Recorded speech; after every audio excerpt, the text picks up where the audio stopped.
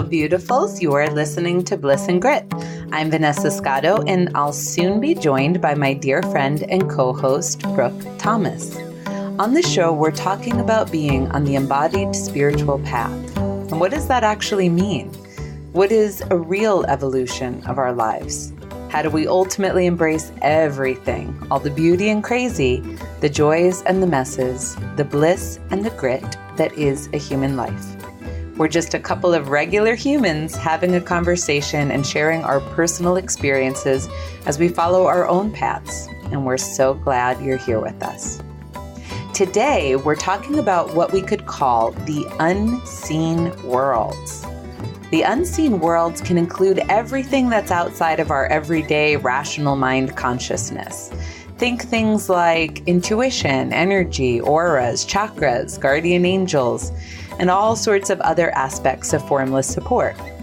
In reality, we're all connected to vast amounts of wisdom and resources, yet so often we're not consciously aware of it. So our discussion this week moves through two levels of this exploration. First, how it's possible for us to miss the wisdom and support that's coming our way because we expect it to come differently than it does. And second, how to adjust our frequency so we can better hear the languages that reality will speak to us in. How can we get that message? Naturally, much of this talk also circles back to themes that we're always covering, like learning to listen and trusting your life. If you're enjoying the show, we'd be totally delighted if you left a review on iTunes or our Facebook page, which is Bliss and Grit. It's so helpful in getting people to find us and supporting the show. You can also head over to blissandgrit.com and subscribe to get our weekly newsletter of the resources that we are currently loving. One last thing before we head into the conversation, Brooke and I have been known to curse every once in a while, so if you are in mixed company, feel free to put some headphones in. Okay, here we go. Hello, my darling dear Brooke. Hello, beautiful. This is going to be an epic episode because I'm going to start with a joke. So, okay. I also should note I have not mastered the art of joke telling like my father has. So many of you may have heard this joke and just know I'm going to screw it up and I'm changing shit. So just know that off the bat. Everyone's been warned. Yeah. So here's the joke. Okay. So a flood is happening and there's a holy man, and the holy man scrambles up to the roof of his house and he's sitting and watching as the waters are rising. And a guy comes by in a rowboat, and the guy looks up at the holy man and he says, "Hey, come on, grab a ride." And he said, "No, thanks. God will save me." So more time passes by, the waters keep rising, they're getting closer to the roof of the house, and a woman goes by in a motorboat and she says, "Hey, come on down, I'll save you." And he says, "No thanks, God's got me."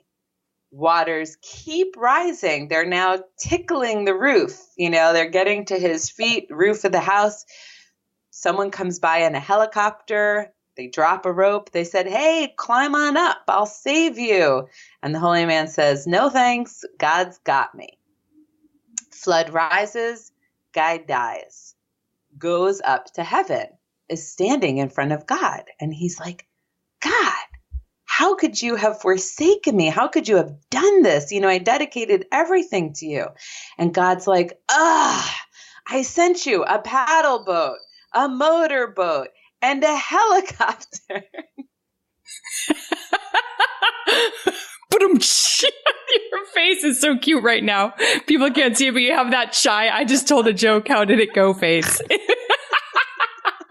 And then I snorted. And then there was snorting. For everybody. You're welcome. So, you'd be surprised at how often I tell this joke in my client sessions with people.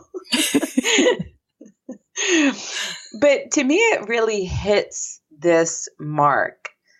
I guess in part what we want to talk about today is intuition and tuning into different levels of consciousness so that we can feel better connected to ourselves and these deeper dimensions of reality. And what I've come to notice is how often we don't see the signs and signals when they're actually coming to us for what they are. So I guess I can go in a lot of different directions of this, but maybe I'll start off with just what I was saying to you before we jumped on the official recording. Sometimes lately we've been listening to Matt Kahn a lot. If you guys have been listening to us for any length of time, you've heard us share about him ad nauseum. And we've only just begun. I have a feeling. Yeah, wait till we go to his retreat. So, Matt has quite a clear relationship with what we could call the unseen worlds. This is something Reggie Ray will use that terminology a lot. I'm not sure if everybody uses that terminology. So maybe we should just say that the unseen worlds is just everything that is happening outside of our rational awareness, right?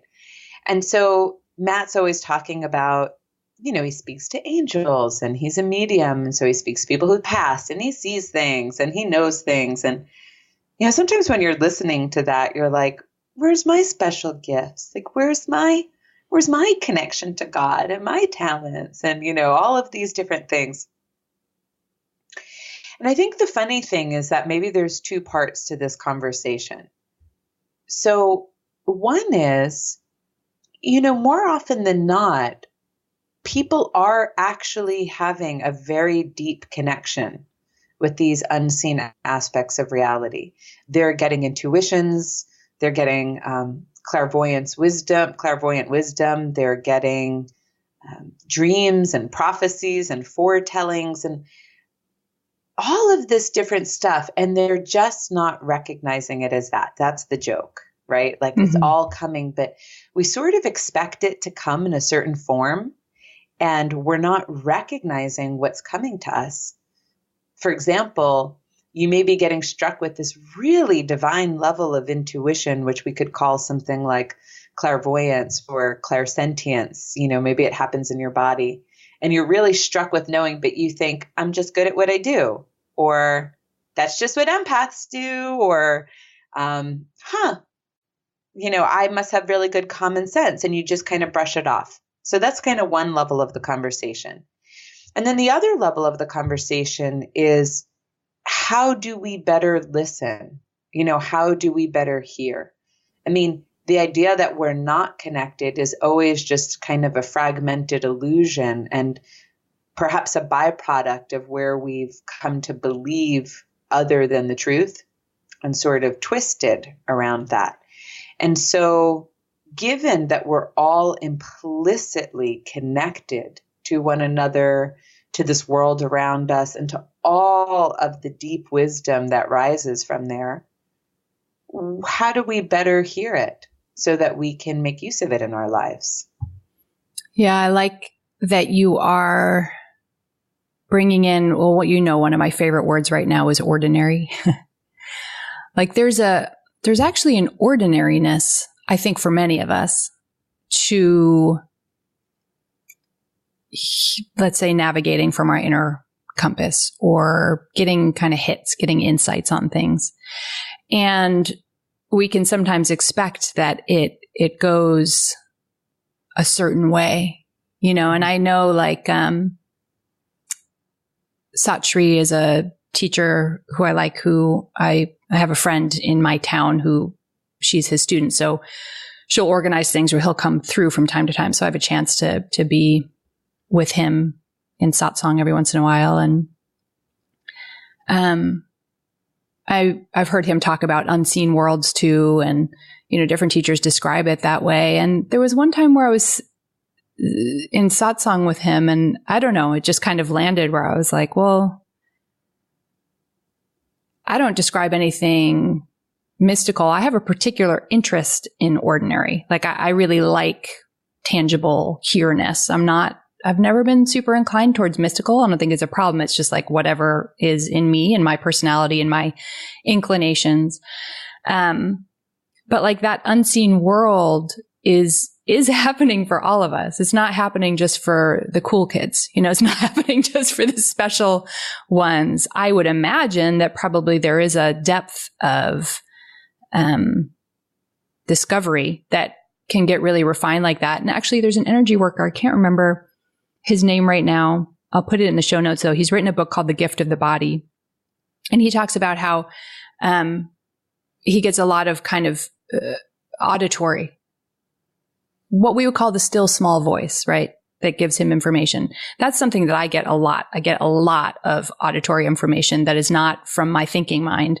It's this other voice comes in that's always calm and kind and just says it very simple. And it's always like, oh, okay. And he used to call them, those guys, mm-hmm. which I love. Why did you choose to blah, blah, blah? I don't know. Those guys told me to do that. And then he's an energy worker. Over time, they became like guides who he could fully, see and experience and who had names. I don't have that. I'm not even necessarily interested in having that. It freaks me out a little bit, but I have those guys, like I have the voice. I call it The Voice, even though that's a bad reality TV show, because I've always just called it The Voice in my own head. It seems super ordinary to me when that happens. And I would say that one of the ways, and when I work with clients, that we can all have the most access to it is in the rear view mirror. Whether it is the voice or some kind of internal knowing, we can look back, and we all do this all the time. And we usually do it about things that we wish we hadn't done, choices we wish we hadn't made. And we can look back and go, I knew it. I knew it even then. My gut told me. And it's really interesting because what we do, and certainly I have done this as well, is we twist that into a way to feel bad about ourselves. Like, I can't believe I let myself down. I can't believe I knew and I didn't listen. I can't believe. And yet there's this other way we can also see it as incredibly good news, which is that the compass is always there. It was there all along. Look, I didn't have total access to it at the time because this other thing was galloping over it and saying, I'm going to do this anyway, which is our thinking mind or our separate self. But if I can look back, I can go, oh my gosh, what great news. That thing, that internal compass is with me all the time. So it must be with me now too. So what was the thing that maybe disrupted my capacity to hear it, to understand it, to trust enough to act from it? And then we can start to do a little bit of navigating differently where we can have more access from that. Instead of just going, I'm such an asshole, I can't believe I let myself down. I knew it, and yet it's like, oh, okay, well, maybe instead it's like, oh, I don't have a lot of practice or knowing how to really listen to that knowing in the present moment and then really act from it. But what great news, when I look in the rearview mirror, what I notice is that it was always there in these major moments that I can trace back, because major moments force us to pay attention. So we get a little impression of it in our memories. I wish I had studied the different types of intuitions before we started this episode. Maybe we could just splice me saying good things in. No. That's a good idea. Something really intellectual, something really cohesive, something on it. Yeah. Because we should edit more. We should be really together people. We should do that. Let's get on that. I wasn't too lazy. Because, there's something like clairaudience, clairsentience, clairvoyance, right? There are these different ways, and I can only remember those three, and I know there are more. So some people get intuition from clear hearing, which would be voices, and they will describe it like voices. And some people get clear seeing, and some people get clear knowing, like the information just arrives in their mind. They just know what to do. And then some people get clear feeling. Mm-hmm. And a lot of times when people are empaths, they'll often relate to clear feeling, right? Because you'll be picking up on emotions and physical sensations of other people. And I think there might be even one, I don't know, maybe there isn't one around touch. So maybe I did hit the four ways. Anyway, So there's these different types of intuition. It's cool. Like when people are clairaudient, that's what you're actually describing as those guys. Right. It's and I wouldn't go around describing myself as clairaudient, but since forever I've had the voice, Right. Whereas I don't those think guys. I have, let's say, thoughts, right? Like a leading thought, like, ooh, this is not going to be good for you. But I wouldn't describe it as a voice. Yeah. I would And describe it's definitely thought. distinctly not me. Yeah. And it's always super chill and kind and simple, not at all complicated. It's just like, boop, delivers this little, like, fully complete packet of information that is like 5 words or less. It somehow happens in this very, like, straightforward. Yeah, it's so interesting. So I was in Sedona last week on retreat, which was why, if you're a regular listener, you may notice we missed an episode. And I worked with an energy worker there who said a couple of really interesting things. She's, I believe, a psychic, intuitive energy worker and a medium. So the woman's like chock full of special talents, ordinary talents, if you will. And so she said 2 things to me that I thought were really interesting. And maybe this lends to the conversation on listening. So I'll give the first one first. Okay. So the first thing she said was, she goes, "You do intuitive work?" And I was like, well, and she goes, "You do intuitive work." And I would agree with her. Yeah.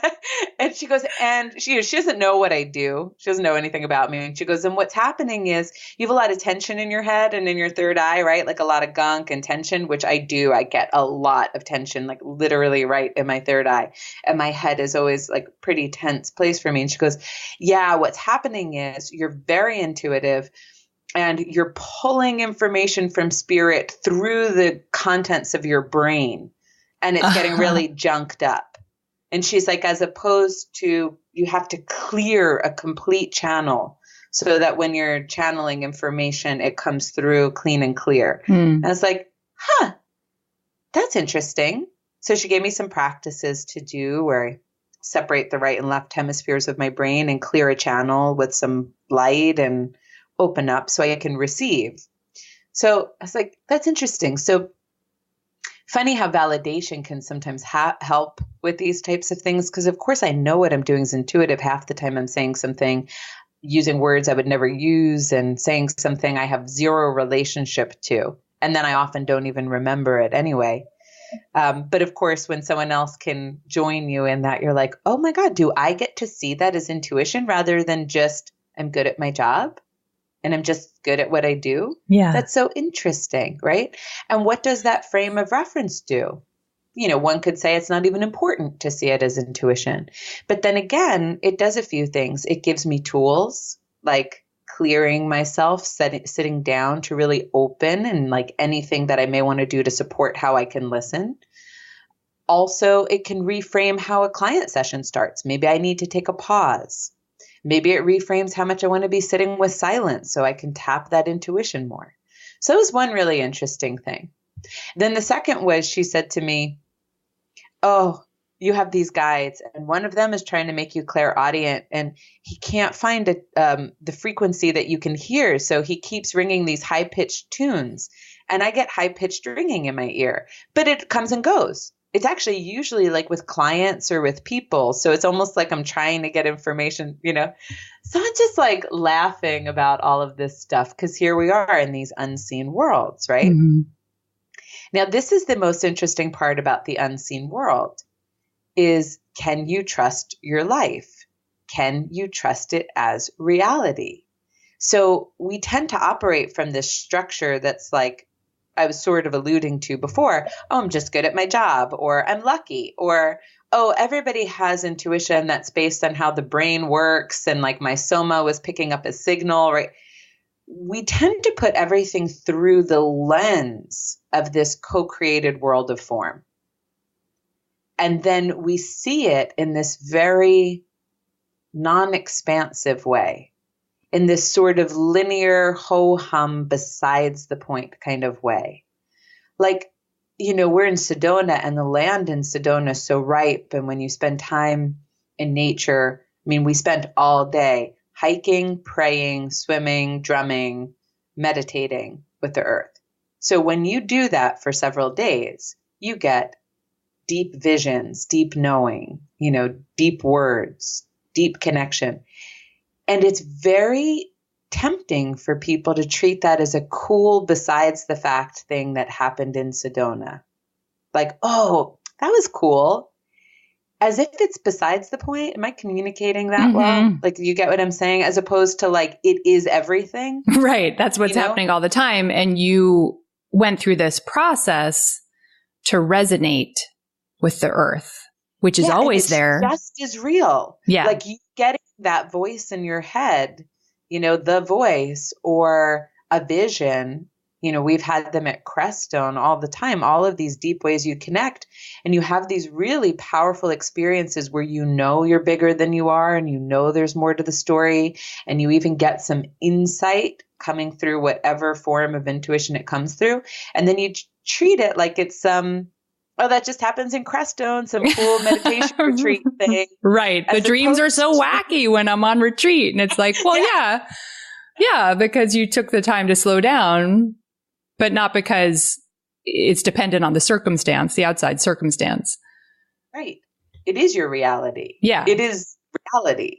Yeah. Yeah. It's, for me, I think so much about like one of my major healing pathways for my life is about unhooking from striving. And I've, people who listen to the show have heard me talk about that before. That's something it's just so much of the people I come from. It's so much of the lineage that I come from. It is so like what my ancestors do. It's what makes you a good person in my family tree. It's what happens in my part of the world in the Northeast. It's just what we do, is we strive and we work hard and we get gold stars for burning ourselves out, and it's fortunately been so painful for me in my life, because without that, I wouldn't really have taken the journey to really want to unhook it. And so it's been this process, particularly over the last couple of years. You and I have been on quite the slip and slide for the last 2 years. Whee! Where I keep discovering more and more opportunities to shed my compulsive striving, which looks a lot like, of course, excessive busyness that I create from my thinking mind. Like, oh, if I do this, then I'll get this. And so I'd better hurry up and do that. And like piling the plate. And so much of that has gone away. And when it goes away, what I have access to is something other than the crazy making thoughts that say that basically just send me off in every direction. Like if you do everything, surely something will work out, like that kind of exhausting way of behaving in the world. And also just genuinely like you are a good person if you are ragged with overwork. Like this is where I come from, you get the gold star if you're busy. And it's fascinating. I mean, I don't think I'm alone, that I'm really tired of hearing everyone respond with busy. I'm so busy. I'm busy. Everyone's so busy. We're busy. And it's become this, knee-jerk thing. God, there's this great Times article that I'm going to put in the show notes. And of course, I can't remember the title of it, but he talked about this response, I'm so busy, as a boast disguised as a complaint. I was like, yeah, like everyone's like, I'm the busy one. And like recently my brain cannot do inboxes. So for all of you who are emailing me and not hearing back, my brain can't deal with the inbox. And so when I do respond to someone 8 days later, often my impulse will be to write, oh, I'm sorry, I've just been so busy. That's not true. I'm actually really not busy anymore. And so I'll catch myself because I don't want to keep adding that. That's what we do, is we complain about being busy. And if we don't get, and so I'm just like, I was doing other things, or my brain doesn't pay attention to the inbox, or I just don't say anything. It's like, well, here I am now. But the going away of busy has been a bit of an identity crisis for me. You know, like, if I'm not that person, what am I? What do I fill my time with? And what I notice is like, so if I'm not leading my life through busyness, striving, and all the mental activities that is fueled from that behavior, I am living more from this listening, this attitude of listening and just doing what's actually in right alignment, you know, just doing what's actually fulfilling, which is what we talked about in our last episode, which we recorded forever ago. So I don't know how much either one of us remembers anything about it, but we did touch on that. And when I'm only doing those behaviors, which is not 100% true, because I'm still obviously learning and shedding and figuring this all out, but much more, that's all that I do. Like, wow, is there a lot of free time in a day? Like, wow, really amazing. And I mean, it's like, I'm a single mom. I run a business. I run a podcast. I just ended another podcast. Like, if you want me to make the I'm a busy person, so I get the gold star list, there's stuff on the list, right? It's not like I'm suddenly just bailing on life and, you know, but it doesn't feel the way it used to feel, oppressively, exhaustingly busy. And it's because I'm learning in process how to navigate from these other places. I feel like I just talked in circles. I kind of did. But I think that the busy piece is important to pull out because it is one of those things that we can see up on the surface of culture right now. It's easy to see just how much we're all running around like chickens with our heads cut off. And that's what happens when we're navigating from separate self and from mental activity. And you talking about Sedona, or when we went to Dharma Ocean, or anyone who's done a long meditation retreat, what we're learning to do is basically energy work where we change our frequency from that strivey, busy, mental chaos, lots of stuff to do, got to check off things on the to-do list kind of world where we really can't hear, see, feel. Like we don't have access to the unseen worlds when we're in that tier of standard operating procedure. And so we actually have to change our operating mode. And things like that can be so useful where you go on retreat and you unplug from your normal life.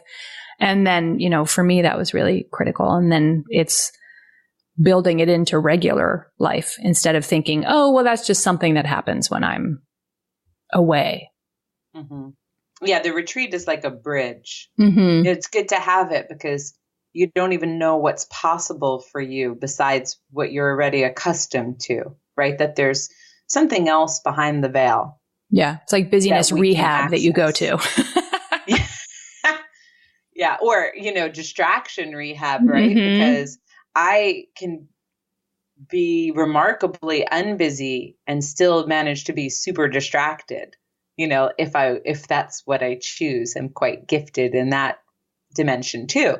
Distracted by pleasure, distracted by goodies, distracted by cooking, distracted by phone calls I have to make, you know, like we all really, I think busyness is one variety of a way that we can distract ourselves and keep ourselves kind of at this amped up place, you know, which once we are in it a while can almost be associated with feeling good, right? Like, what a rush, you know, the rush of kind of always being in engagement can feel really satisfying to people. But it is, I think, a frequency thing, Brooke. Like Reggie was talking about something like fine-tuning to hear the language of the earth. You know, when we do those earth meditations with him, so Reggie has you do these beautiful laying down meditations where you start to sink your consciousness and awareness down into the earth underneath you until you really become one. And as you lay down and you relax these different muscles and you relax your mind and you go into the darker energy of the earth, you start to really resonate differently. Like your frequency gets slower, right? It gets deeper because it starts to sync with the earth. And then when you're at the frequency of the earth, you can hear her. Mm-hmm. You can get messages. You can get wisdom, and I think Kieran points a lot towards stillness, right? Like just going into the stillness, because that's where all your answers arise. And I think that's beautiful. And I love, because, I'm a little bit mystical by nature, to think that like we can resonate with the plants, we can resonate with the animals, we can resonate with the energy of the earth itself. Like I love to add that. It really all is found in stillness, because I guess PS, that's what their energy really is based on. That's what their language is coming out of. But it's a beautiful thing to recognize that we can actually kind of proactively begin to shift our frequency so that we're better aligned with the language of life, which is the language that gives us these intuitive knowings and the language that kind of sets us on our course. Like we talk a lot about the body and trusting your life and using the body as a truth meter. And it's because if you can allow it, if you can listen to the language of your body, which definitely is slower and deeper than that high-pitched mental energy that we get into, especially if we're striving, then you can access like the language of the wind and the sun and the rain and just sort of what's happening. Like, I don't know. I think I'm just being trippy this episode, but one time I had a past life vision and I was sitting in like the Sahara and like sitting in the plains, just watching animals, nothing glam, no interesting scene. I wasn't Cleopatra or anything fascinating, like just ordinary, but sitting and like grass kind of like flowing in front of my face, like in the breeze, and watching animals. And I remember feeling this is the most serene experience, like just being one with all of this stuff that was really probably meant for us to be one with, obviously, since we weren't meant to be living the busy modern lives we have by wiring, at least by our earth bodies. So anyway, that's my going off on a tangent thing.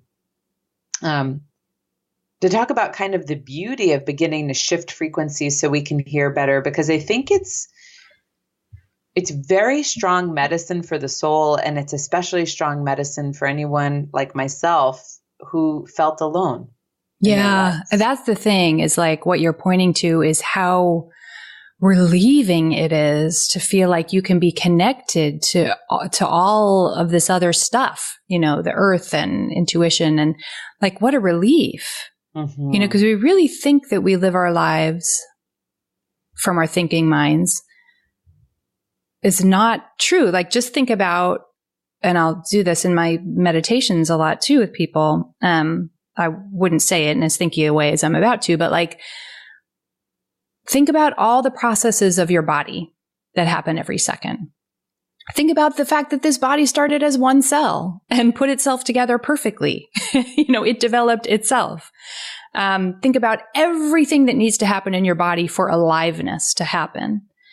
And the thought that you would, from your thinking mind, think about, plan out, and execute each one of those processes is insane when we really understand the body. Then you can just see through that and see like, oh, that is bonkers.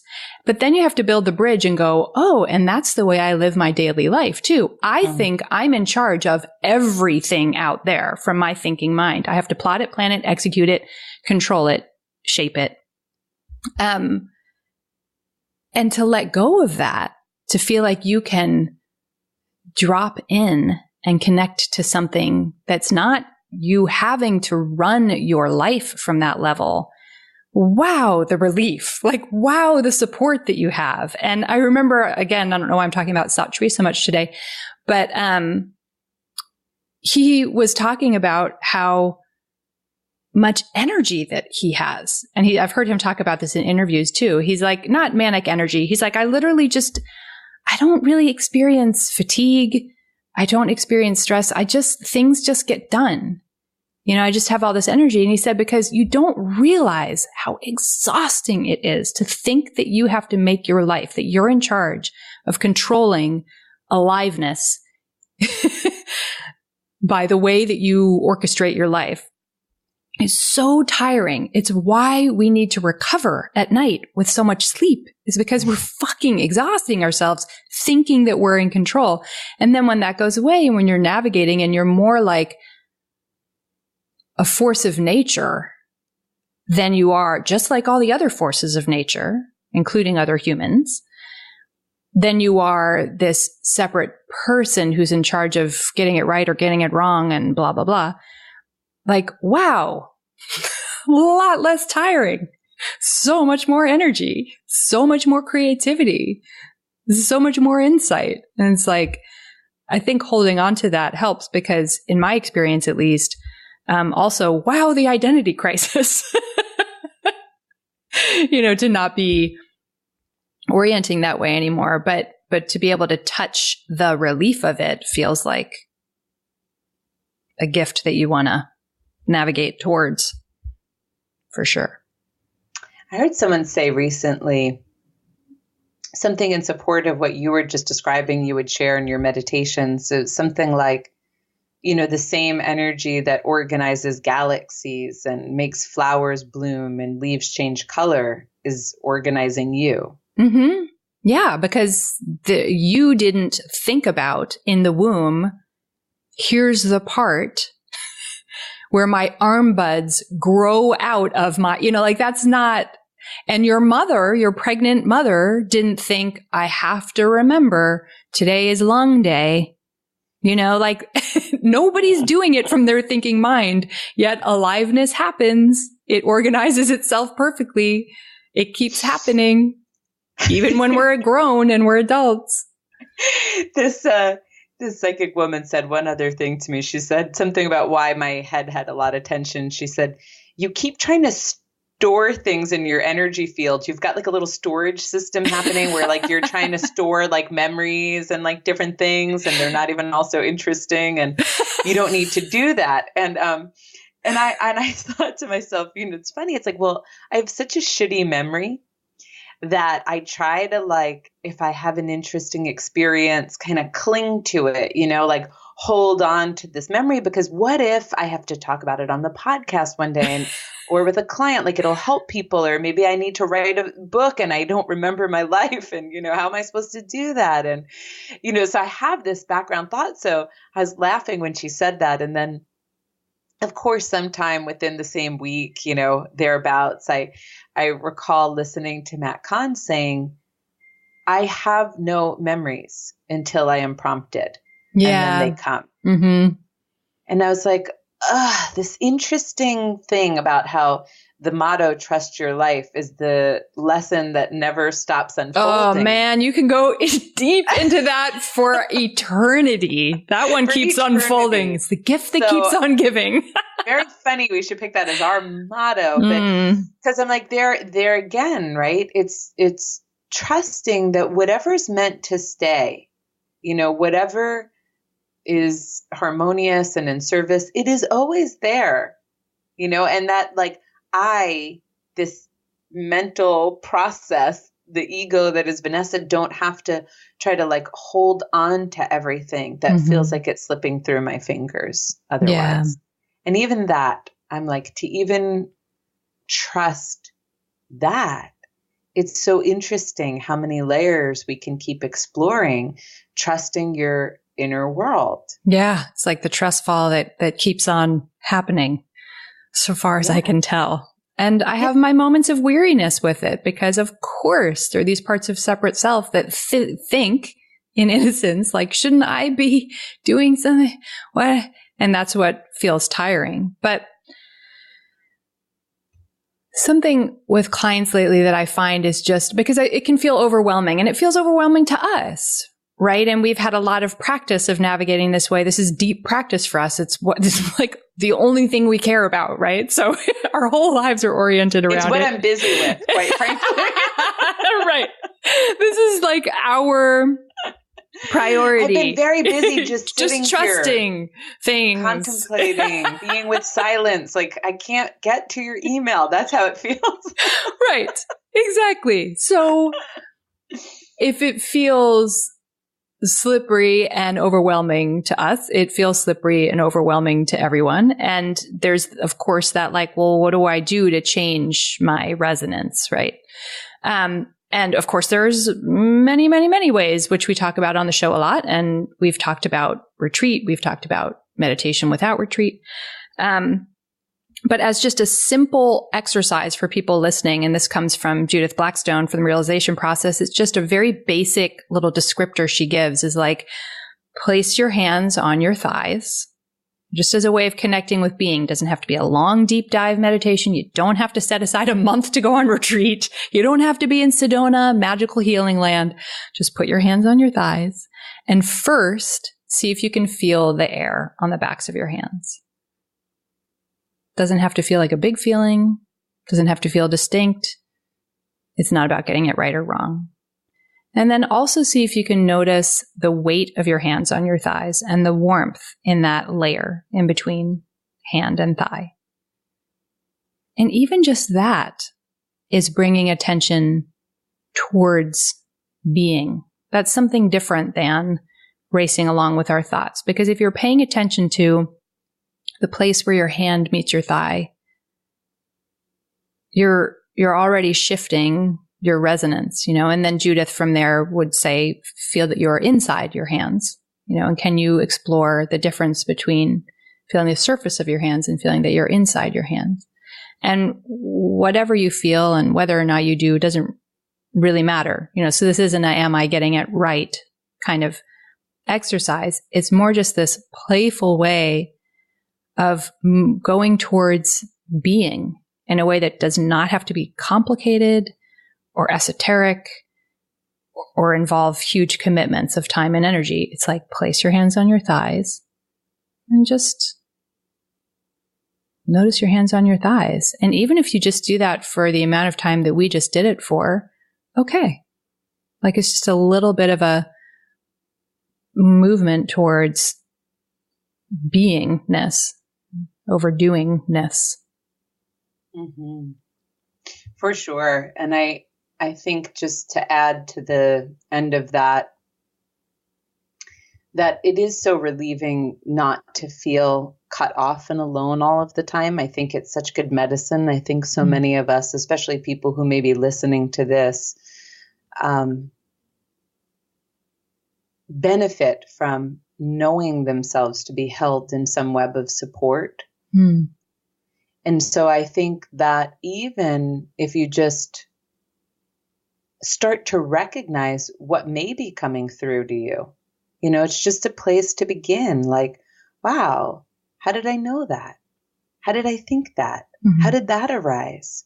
Wow, where does my delight come from? Why did I know to not get into that subway car? Just, I don't know, paying attention to what is arising for you already, how life's loving you. Yeah. I mean, I saw this when I was on retreat with people and I had intimate time with them.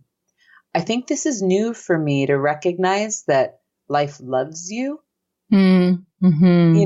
That what you may think of as the simplest thing is life loving you, having someone show up just when you needed them and saying something really kind just when your heart kind of ached.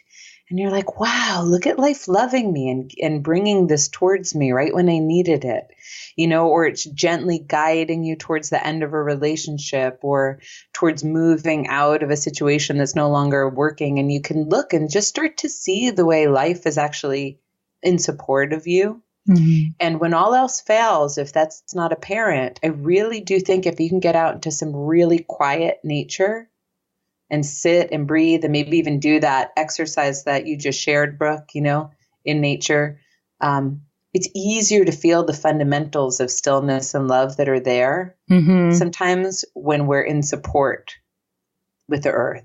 Yeah, nature is such good medicine. And just entertain the possibility, and this is something I have to do for myself frequently still, just entertain the possibility that maybe it's not possible for you to get it wrong. Maybe it's not possible that you're fucking up. Like, think about the thing that you have, and we all have the memory of like, wow, I really fucked it up that time. Were there any good seeds that came out of that? Is there any possibility that life was loving you through that as well? And I don't mean to bright side it and put a fucking cherry on top of something that's painful and pretend it's not painful. I don't mean that at all. Like, let yourself have the pain and the grief. So I'm not trying to take that away, but just entertaining the possibility of like that support system you're talking about, that love, that life is loving you. Maybe a part of it is that like, it's not possible for you to get it wrong, because we can very quickly be like, am I listening to my intuition? It's like, well, maybe it's not possible for you to get it wrong. Maybe the fact that you made a cup of tea without even thinking about it is just life loving you. It just happened. Maybe the fact that you flaked out on that assignment that was due and it's going to be a really big problem. Maybe it's not a problem. We don't know. Like, we don't know what the seeds are. So that can be helpful medicine instead of moving into, am I listening? Am I resonating with a different frequency? Just try and soften it up a little bit by just making it a little lighter. Maybe it's not possible to fuck it up, just like it wasn't, possible to fuck it up when I made myself from a zygote to an embryo. Like, I don't know, I worked that out. Then I became an infant. It seems to keep going okay.